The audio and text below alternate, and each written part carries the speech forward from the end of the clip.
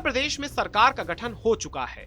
मंत्रियों को उनके उनके विभाग सौंप दिए गए हैं। अब बारी नए मंत्रियों के परफॉर्मेंस की है।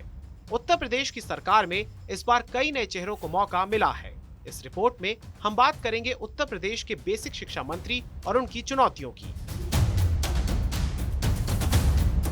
उत्तर प्रदेश विधानसभा चुनाव के दौरान सबसे ज्यादा किसी विभाग के मुद्दों को लेकर अगर चर्चा हुई थी तो वो था बेसिक शिक्षा विभाग। शिक्षक भर्ती और यूपी टेट जैसे मामले इसी विभाग के अंतर्गत आते हैं। नए बेसिक शिक्षा मंत्री के सामने सबसे बड़ी चुनौती शिक्षक भर्ती अभ्यर्थियों को संतुष्ट करना है। लाखों की संख्या में नौजवान शिक्षक भर्ती का इंतजार कर रहे हैं। उन सभी को एक कॉमन मिनिमम प्रोग्राम पर सहमत करना किसी चुनौती से कम नहीं है। पिछले साल नवंबर के महीने में जब यूपी टेट का पेपर लीक हुआ था तो विपक्ष ने इसे बड़ा मुद्दा बनाया था। बात इतनी आगे बढ़ गई थी कि योगी आदित्यनाथ को सामने आना पड़ा था।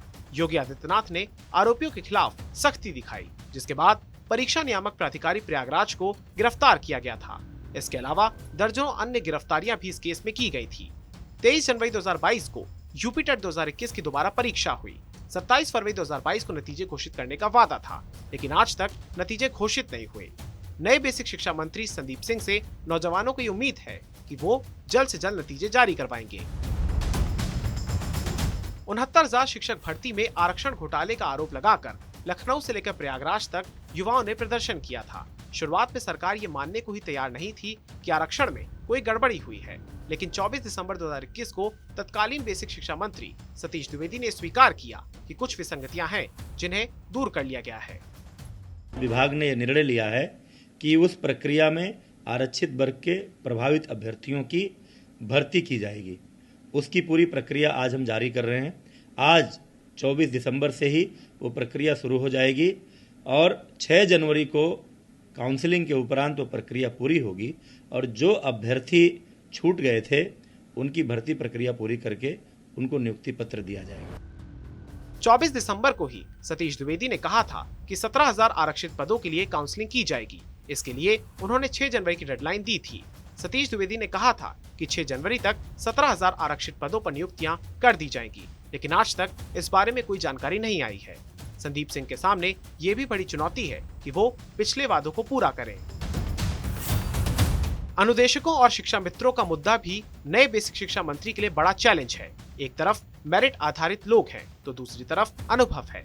अखिलेश यादव का मुख्यमंत्री कार्यकाल जब खत्म हो रहा था तो उन्होंने जाते जाते शिक्षा मित्रों को सहायक अध्यापक के तौर पर नियुक्ति दे दी थी।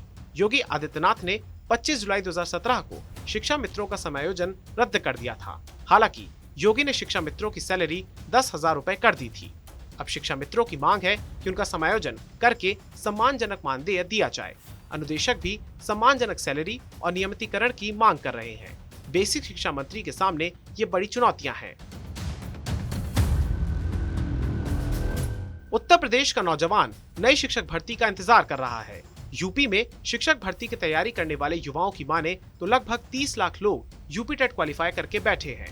वो नई शिक्षक भर्ती का इंतजार कर रहे हैं। चुनाव के दौरान कांग्रेस पार्टी ने अपने मैनिफेस्टो में ये दावा किया था कि यूपी में 2 लाख से अधिक शिक्षकों के पद खाली हैं। योगी आदित्यनाथ ने भी अपने पहले कार्यकाल में जो भर्तियां पूरी कराई थी वो पिछली सरकारों की लटकी हुई ही भर्तियां थी। नौजवानों के इन सभी मुद्दों को अगर संदीप सिंह साथ ले लेते हैं तो 2024 के लोकसभा चुनाव में बीजेपी को इसका फायदा मिल सकता है।